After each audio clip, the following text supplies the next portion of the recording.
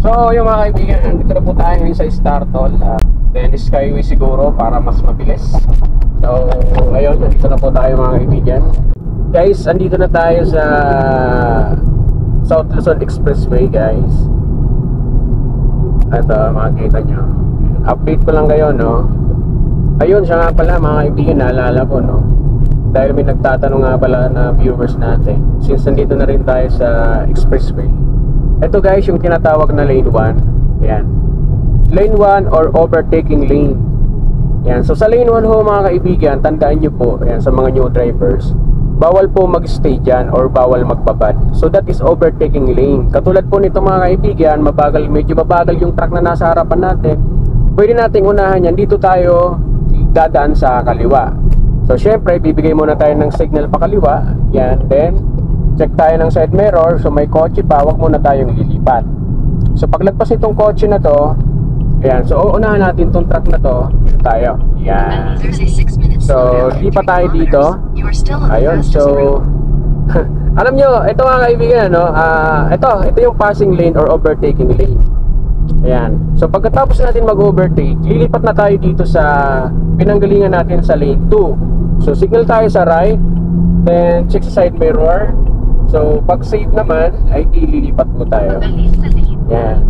So ayan mga kaibigan, tandaan nyo, no? Pag nandito kayo sa expressway, wag po kayong mag-stay dyan sa lane 1 or overtaking lane.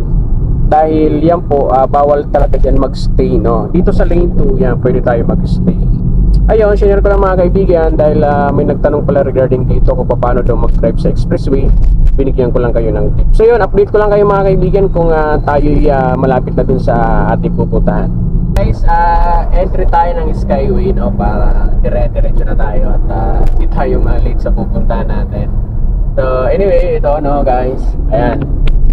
So itong lane na to, diretso na to, packet ng Skyway. Ayan, makikita nyo, nakalinya na tayo para hindi na tayo matikitan, ano. Malayo pa lang, dapat mapapansin natin na or makalinya na tayo. Ayan, ito yung Skyway.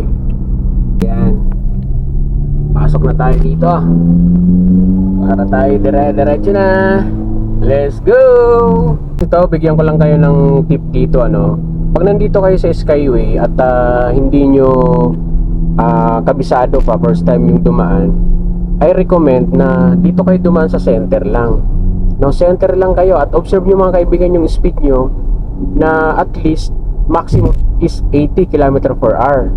Okay, so pinakamabagal naman 60. Ayan, makikita nyo naman mga kaibigan sa road sign na yan. So ngayon lilipat tayo ng gitna, no? Signal tayo sa right kasi dito tayo sa gitna, dito tayo ng side mirror. Ayan. So stay tayo dito sa gitna, no? Ayan, sa mga baguhan, stay kayo dito sa gitna para hindi po kayo maligaw or magkamali ng exit, no? No load, no entry. Violators will be apprehended. Ayan. So make it sure guys na may load po ang inyong RFID pag kayo po ay dadaan dito sa Skyway mga kaibigan. Ayan po, napakalaking sulat. No load, no entry. Violators will be apprehended. Ayan. So ingat-ingat mga kaibigan, make it sure na may mga load ang inyong RFID. Alright, so guys, ito na, exit na tayo ng Quezon Avenue. Ayan, ito yung susunod na exit dito. Ang huling exit nito mga kaibigan ay Balintawak. Ito yung pinakang dulo, no? Pero dito tayo sa Quezon Ave mag-exit dahil papunta tayo ng Quezon City mga kaibigan. Ayan, so dito na tayo sa lane na to para hindi na tayo magkamali ng exit. Eto na ho, naka-exit na tayo ng Quezon Avenue at dun sa dulo ay kakanan po tayo mga kaibigan. Along Commonwealth Avenue tayo. Then yun na, nandun na yung ating pupuntahan. Makikipag-meeting muna tayo sa ating mga kaibigang driving instructor for the sake of road safety. Yeah. Alright, so signal tayo sa right dahil kailangan natin makapwesto sa kanang linya dahil liliko tayo dun sa dulong kanan mga kaibigan. So check lang tayo ng mirror. So yun guys, nakabili na tayo ng cake natin, ano. Eto. Ayan. So bago tayo umuwi sa amin, bumili ako ng cake, syempre.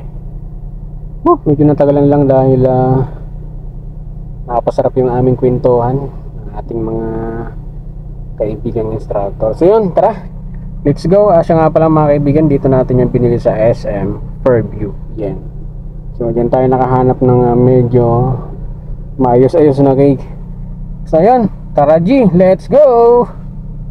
Right, so guys, going back to Batangas na po tayo mga kaibigan. Dito tayo sa EDSA muna bago tayo mag-skyway.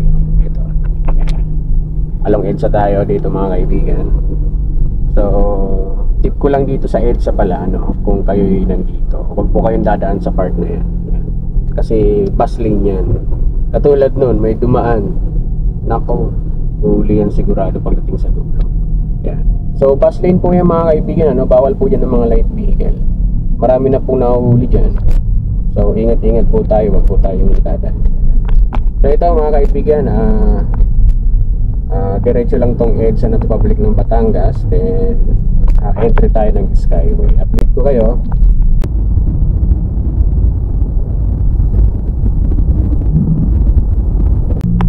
So guys, SLEX na tayo.